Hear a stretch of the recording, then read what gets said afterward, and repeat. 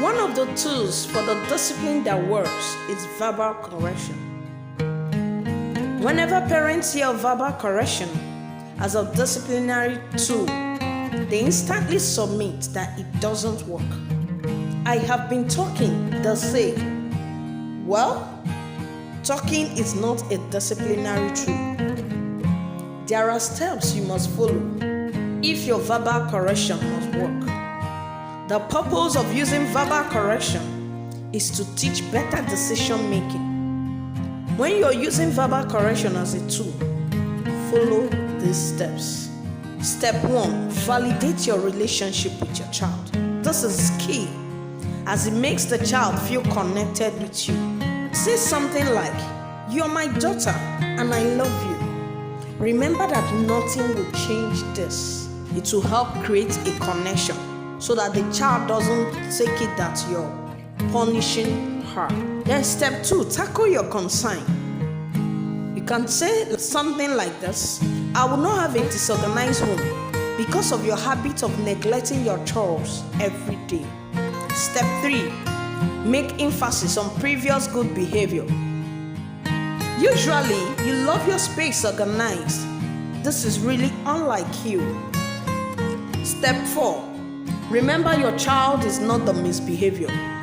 When you say only idiots keep their space untidy, you're attacking her person. Instead, say keeping the space untidy is unacceptable. Step 5, ensure your reaction is commensurate to your challenge. You can go ahead and put up a consequence or withdrawal of privilege for every time she doesn't keep the space tidy. Like, before you watch the television every evening, ensure that you have done your chores and organized your space. Step 6, don't ask why. Parents are used to this. Asking why suggests to your child that an excuse is okay for the misbehavior. This can bring about power struggle because your child will either stare annoyingly at you or come up with an excuse. And if you don't agree with that excuse, a battleground has been created. Step 7, remember, an upset child is not a good listener.